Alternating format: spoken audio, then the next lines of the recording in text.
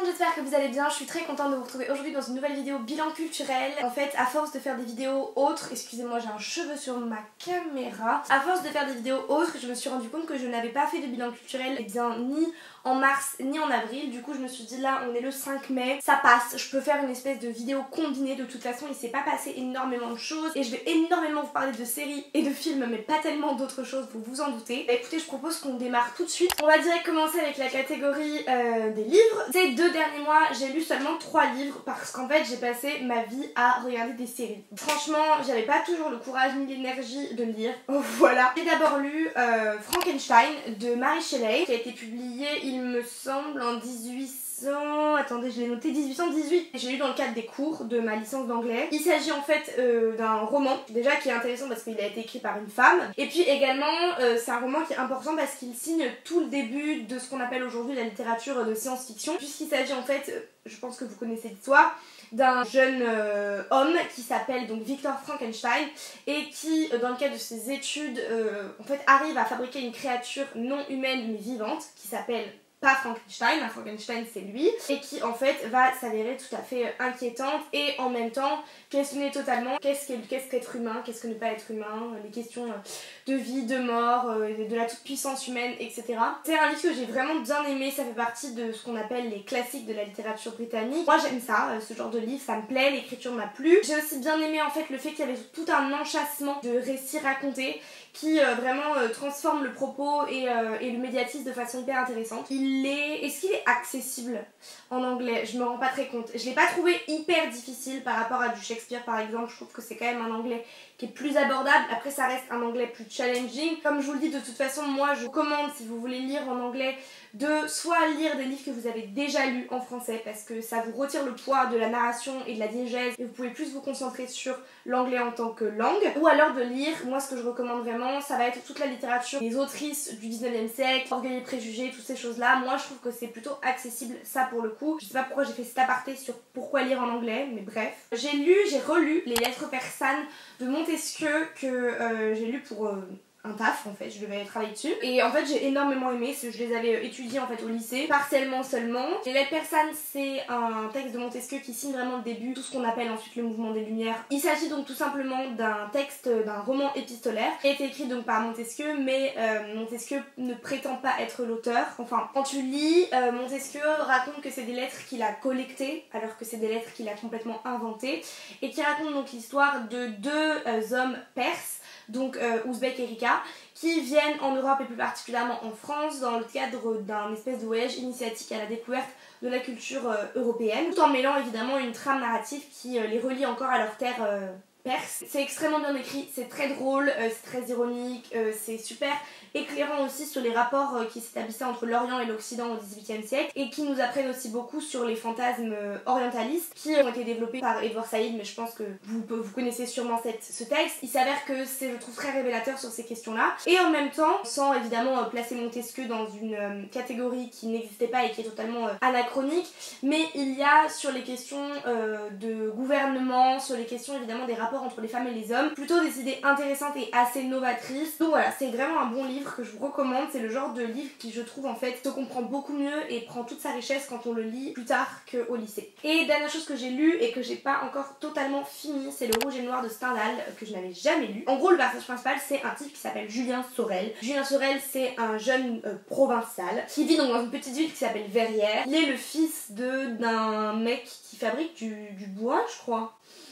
Et en fait, lui, il a suivi d'abord une carrière ecclésiastique, c'est-à-dire qu'on l'a placé dans la formation de prêtre jeune. Et comme en étant prêtre, vous apprenez le latin, etc., il va être recruté par Monsieur de Rênal, qui cherche un précepteur pour ses enfants. Et chez Monsieur de Rênal, il va rencontrer Madame de Rênal, avec qui il va avoir un jeu de séduction. Enfin voilà, j'ai pas envie de vous spoiler le livre, mais voilà, ils vont être en mode on se drague, blablabla. Ils se touchent la main, waouh, c'est hyper érotique. Et dans la seconde partie du roman, à ce moment-là, il va arriver à Paris, notre cher Julien Sorel, et là, il va y avoir une autre histoire romantique avec Madame de la Mole, Mathilde de la Mole. Voilà. En fait, j'ai pris des notes. C'est pour ça que je regarde tout le temps en bas, c'est que j'ai mes notes sur mon ordi. Est-ce que j'ai besoin de plus résumer? Je ne sais pas, je pense pas. Je pense que c'est un roman qui porte en lui-même déjà de toute façon son prestige. Voilà, c'est un roman qui est extrêmement bien écrit, qui est extrêmement drôle dans tout ce que ça a d'incisif et de sous-entendu. C'est juste excellent. Enfin moi c'est vraiment le genre de roman que j'adore. J'ai envie de dire que c'est vraiment très bien, enfin je sais pas. Je sais pas du tout comment convaincre les gens de lire, vraiment. J'ai pas lu d'essai ce mois-ci, donc on va pas passer à la catégorie musique. Alors là, les amis, c'est un peu compliqué parce que pendant ce confinement, ça a été un peu un mess, j'ai envie de dire, parce que j'ai écouté beaucoup trop de choses et un melting pot beaucoup trop large d'artistes différents. Donc je me suis dit que j'allais juste regarder mes playlists et vous dire un petit peu les titres que j'ai préférés en mars et en avril, comme ça vous allez voir un petit peu ce que j'ai écouté. En mars, j'ai beaucoup écouté les One Direction, voilà, je vais dire les choses comme elles sont, ça m'a fait énormément de bien d'écouter les One Direction, voilà, je trouve que c'est excellent, que ça te met le baume au cœur. J'ai énormément aussi écouté Dua Lipa, évidemment, qui a sorti Future Nostalgia, qui est l'album que j'ai préféré dans les 2 derniers mois, que je trouve absolument excellent, maîtrisé, bien écrit, esthétiquement plaisant, référence, les samples, tout est excellent, les productions, vraiment c'est juste un très bon album que je trouve très bien construit, court comme il faut. Pour moi c'est vraiment ce que j'ai envie d'avoir quand on me dit qu'on va me servir de la pop aujourd'hui. J'attends pas forcément quelque chose d'absolument novateur qui redéfinit totalement les contours du genre.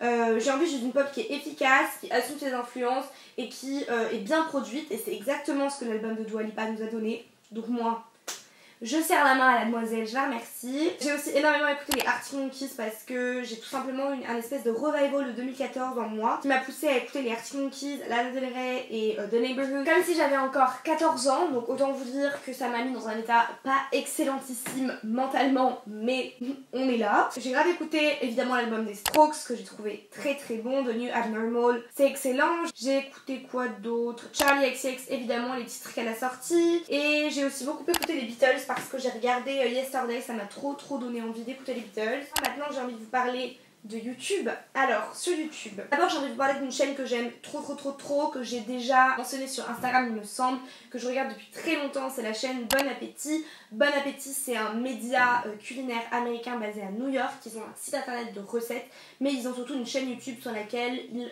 présentent des vidéos, des recettes, mais aussi des défis, des challenges, des discussions, plein de choses en lien avec la cuisine, voilà. C'est extrêmement bien produit, bien monté, les personnalités des chefs sont juste exceptionnelles. Je les adore, c'est vraiment des gens à qui on s'attache, qui ont tous une personnalité et culinaire et personnelle différente. Il y a toujours des concepts qui sont intéressants, moi j'aime énormément Carla. Voilà, si vous regardez la chaîne, vous voyez de quoi je parle. Carla, elle a un concept où en fait elle est avec une célébrité et en gros ils sont dos à dos et elle guide la célébrité dans une recette. Et elle a fait plusieurs vidéos, dont une de celle-là, mais aussi d'autres vidéos cuisine avec la drag queen Miss Cracker, que j'ai énormément aimé. J'ai trouvé que leur alchimie était trop cool, donc voilà, bref. Aussi je voulais vous parler d'une chaîne qui est ma meilleure découverte depuis très longtemps, c'est la chaîne de Tiffany Ferg. C'est une youtubeuse américaine qui publie sur sa chaîne des vidéos dans lesquelles elle interroge en fait les rapports entre justement les productions médiatiques en particulier sur internet et les questions que ces productions médiatiques là posent par rapport aux questions de classe sociale, de rapport à soi, de rapport aux autres. En gros elle interroge les études médiatiques et les études culturelles en lien en particulier avec les productions audiovisuelles sur internet, je sais pas si c'est clair. Pour vous donner quelques petits exemples de titres de vidéos, elle a fait des vidéos sur les dernières télé-réalités Netflix, soit The Circle et aussi Too Hot to Handle. Elle a fait une vidéo d'ailleurs que j'ai recommandée des milliards de fois qui s'appelle Why You're Not Relatable Anymore, sur justement les influenceurs et les youtubeurs et globalement les célébrités qui jouent à être pauvres ou qui prétendent être broke. Voilà, vidéo exceptionnelle, trop intéressante. Elle a également fait une vidéo sur l'obsession de la productivité qui est, je trouve, aussi hyper pertinente. Elle a aussi fait une vidéo que je trouve très bien sur les questions d'éthique qui sont posées par les vidéos drama et le concept des dramas entre youtubeurs. Et sur la flex culture aussi, vraiment trop excellent, enfin je suis désolée, elle mérite tout.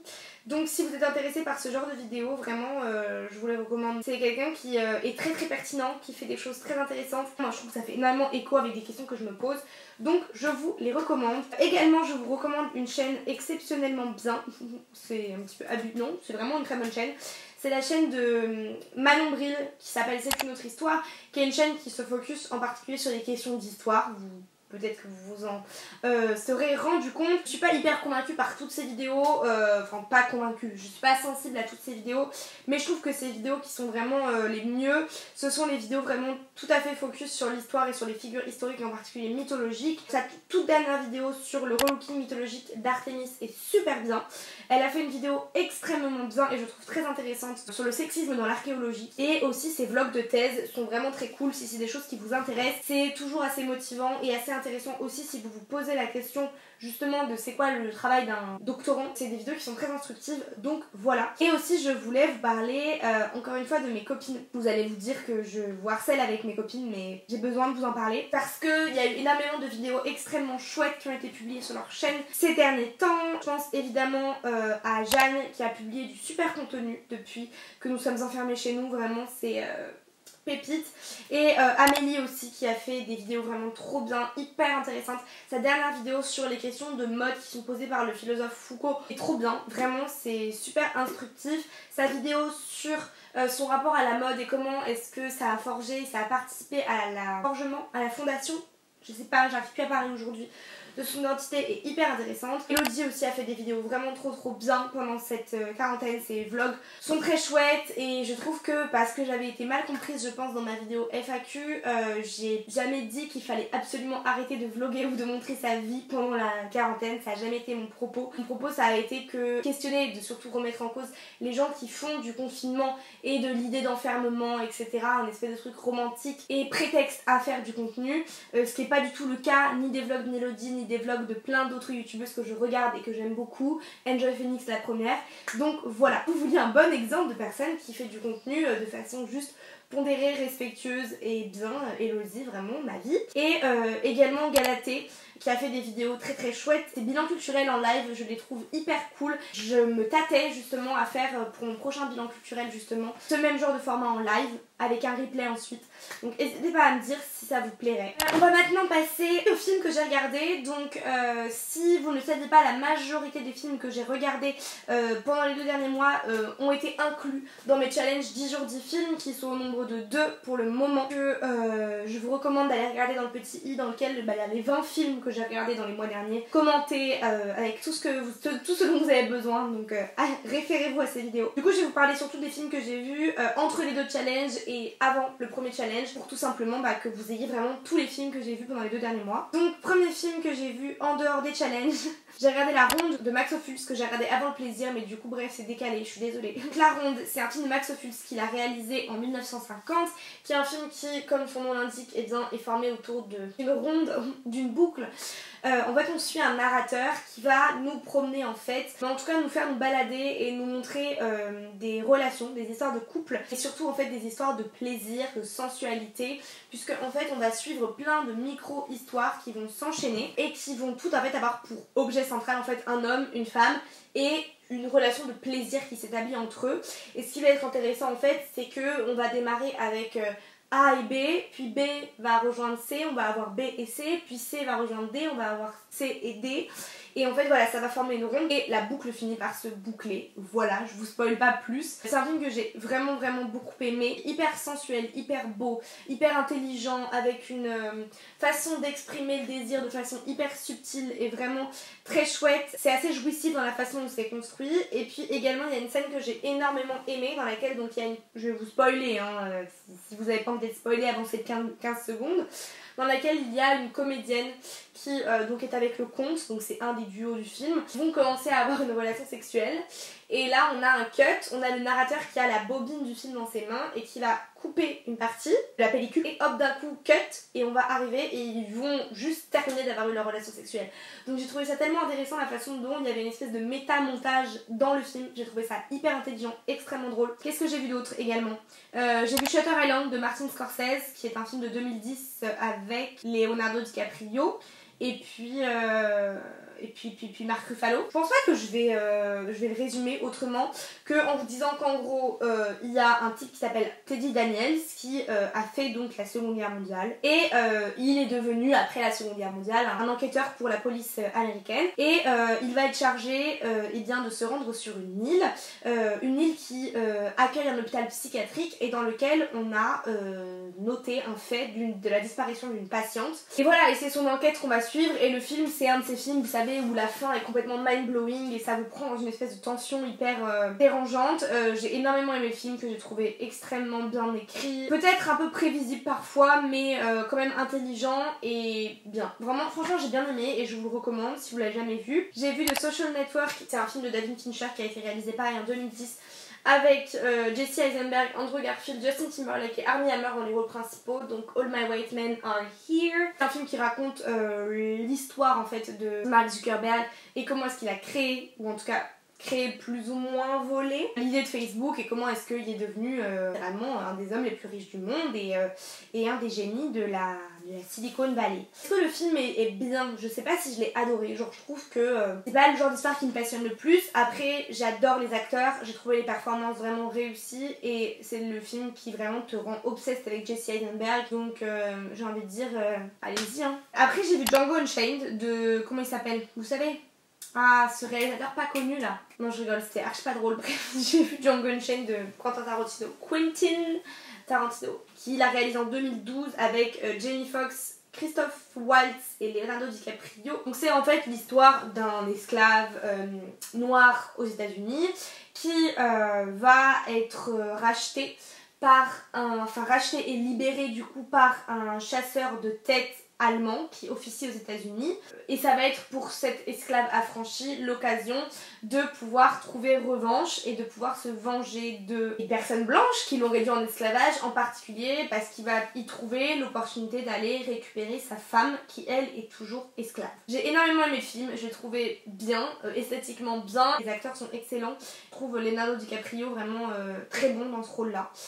Voilà. Je vous parlais de Sing Street du coup parce qu'il devait être dans mon 10 jours du film numéro 1 et en fait j'ai complètement oublié de le mentionner. Sing Street est un film qui a été réalisé en 2016 par John Carney, qui est donc un film qui raconte l'histoire, ça se passe dans les années 80 en Irlande, à Dublin. C'est l'histoire d'un jeune garçon qui va en fait échapper un peu déjà à son quotidien et puis également vouloir séduire une jeune femme qui est jouée par Lucy Boyton en tout simplement montant un groupe de musique. Voilà, et c'est un film qui est très chouette, qui est très feel good. La deuxième partie du film est un peu bancale je trouve, mais globalement c'est super chouette, ça donne envie de danser, écouter de la musique et de vibrer et c'est mini comme tout. Allez, on en a fini pour les films. On va passer aux séries et alors là c'est encore pire parce que j'en ai vu tellement. Première série que j'ai regardée c'est la saison 3 de Élité, donc Élité j'en avais déjà parlé. La saison 3 je l'ai trouvée meilleure que les deux autres, plus intelligente, plus fine, mieux construite aussi. J'ai trouvé que les évolutions de personnages étaient beaucoup moins clichés que ce à quoi on s'attendait, qu'il y a des beaux revers de situation qui je trouve rattrapent certains défauts qu'on pouvait reprocher à la série. Bon, elle a toujours des espèces de moments un peu improbables, en particulier sur la question du port du voile, mais enfin, donc ça c'est pas nouveau chez Élité. Je trouve que dans cette saison 3 il y avait un rapport et une évolution des relations entre les personnages féminins qui ont arrêté de se tirer dans les pattes et ça j'ai trouvé ça vraiment cool. Ensuite j'ai regardé probablement la série que j'ai préférée dans mes derniers visionnages, c'est The Marvelous Mrs. Maisel, qui est donc une série Amazon Prime Video, qui raconte l'histoire donc de Midge Maisel, qui est donc une jeune femme juive qui habite à New York dans les années 50 et qui est mariée à son mari. Faut que j'arrête d'utiliser cette expression mariée à son mari, ça ne veut rien dire. Enfin si, parce qu'elle pourrait être mariée à sa femme, mais pas en 1950 aux États-Unis, bref. Et en fait à la fin du premier épisode, en fait Midge se retrouve complètement bourrée à monter sur scène sur une scène ouverte et à raconter complètement au fil de la plume des trucs. Il s'avère que Midge est hilarante en fait et qu'elle est totalement faite pour faire du stand-up quoi. Et la série va donc suivre comment est-ce que ce talent qu'elle se découvre va bouleverser sa vie de femme au foyer absolument parfaite, riche, belle, intelligente. La série est juste brillante, extrêmement bien écrite, les décors et les costumes sont juste délicieux, les acteurs sont aussi brillants, j'ai trop aimé cette série. Il y a une vidéo très cool dont je ne me souviens plus du nom de la vidéaste, j'ai un peu honte, mais qui justement porte sur le réalisme des costumes dans cette série et dans d'autres séries aussi que je vous mettrai dans le petit i, et qui aborde aussi quelques limites je trouve, en particulier sur les questions de représentation de la réalité du système américain des années 50, qui je trouve quand même sont des limites que pose la série, mais la série ne se pose pas non plus en série réaliste, donc c'est pas non plus choquant, mais j'ai trouvé que c'était intéressant et la vidéo est éclairante, donc je vous la recommande. Je vous saute les séries que j'ai pas fini parce que sinon il y en a trop. J'ai regardé la saison 4 de la Casa de Papel que j'ai trouvé vraiment moins bonne que les autres, moins bien construite. Il y a pas mal d'intrigues que j'ai trouvé complètement improbables ou télescopées et pas forcément intéressantes, donc c'est pas forcément la meilleure. Pour moi, vraiment, les 2 premières saisons, en vrai, elles se suffisaient largement à elles-mêmes. Elles sont bien meilleures que les 2 dernières. J'ai aussi regardé la saison 5 du Bureau des légendes, qui s'est terminée hier et que j'ai trouvé à la fois bien et à la fois décevante. Je ne sais pas en fait comment vous parler de ça en vous spoilant pas. Les 8 premiers épisodes de la saison sont réalisés par Éric Rochant, qui est la personne qui a créé le Bureau des légendes. Et les 2 derniers ont été réalisés par Jacques Audiard, qui est donc un réalisateur de cinéma, voilà. Et j'ai trouvé qu'il y avait vraiment une rupture beaucoup trop importante entre l'épisode 8 du coup et l'épisode 9, qu'il y avait un traitement en fait de ce qui avait été construit dans le début de la saison, pour moi improbable et inexplicable. Il y a un oubli total de plein d'éléments qui ont été construits et pas terminés dans l'épisode 8, qui sont complètement oubliés ou passés sous silence dans les 2 derniers, donc c'est très bizarre pour moi, c'est très surprenant. Je trouve qu'il y a un parti pris plutôt onirique de mise en scène et de métaphores etc.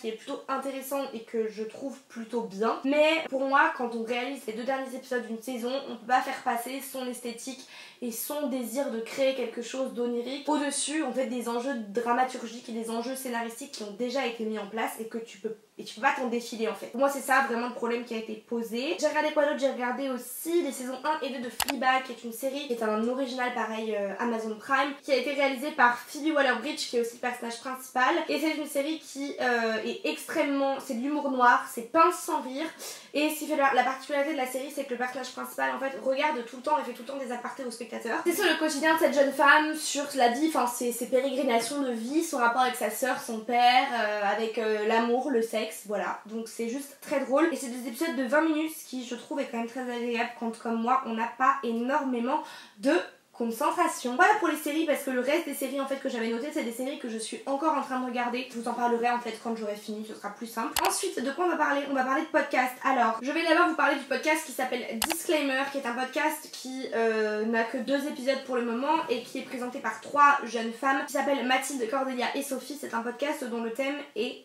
la fanfiction. Je trouve que c'est un thème qui est super intéressant, qui fera probablement écho à pas mal d'entre vous si vous aimez ce genre de contenu. La fanfiction, donc je le rappelle, en fait ce sont des textes qui sont publiés en particulier sur internet et qui sont écrits par des fans de certains artistes ou de certaines œuvres cinématographiques ou littéraires, et qui ont pour but de reprendre les personnages, les lieux et les intrigues de justement ces dits produits culturels ou ces dites personnes ou ces dites célébrités, et de raconter des histoires en fait avec. Et donc il y a 2 épisodes pour le moment qui sont sortis. Le premier réfléchit à la question du canon et est-ce que l'importance en fait de la trame déjà existante ou des réalités auxquelles se raccroche la fanfiction, et est-ce qu'on doit véritablement justement être fidèle à ces choses là ou au contraire totalement inventer. Et le deuxième parle du sexe dans la fanfiction et je trouve qu'il est vraiment très bien, enfin vraiment genre intelligent, et il va vous faire à mon avis écho à plein de choses que vous connaissez si vous lisez des fanfictions ou si vous avez lu des fanfictions. Ensuite je voulais aussi vous parler d'un podcast qui à mon avis vous plaira beaucoup parce que vous me demandez souvent de vous parler de ce genre de choses. C'est un podcast qui s'appelle Le Deuxième Texte et qui est un podcast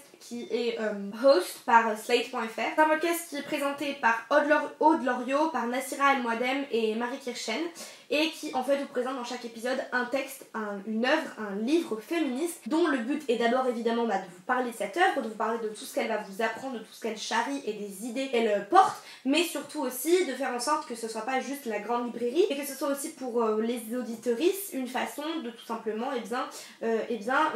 s'approprier des concepts, apprendre des choses et se forger tout un armement de connaissances et d'arguments dans le monde dans lequel on vit, en particulier du coup sur les questions des rapports entre les hommes et les femmes. C'est un podcast qui est très pertinent, qui est très utile et qui je pense pourra vous donner envie aussi de lire plein de choses, donc je vous le recommande fortement. Ensuite je vais vous parler d'un genre de podcast que j'ai jamais mentionné, qui est le genre du true crime, ou en français le genre du podcast judiciaire et criminel. Je ne sais pas comment le traduire autrement. Donc le true crime, c'est un genre qui est extrêmement répandu et très populaire dans les pays anglophones.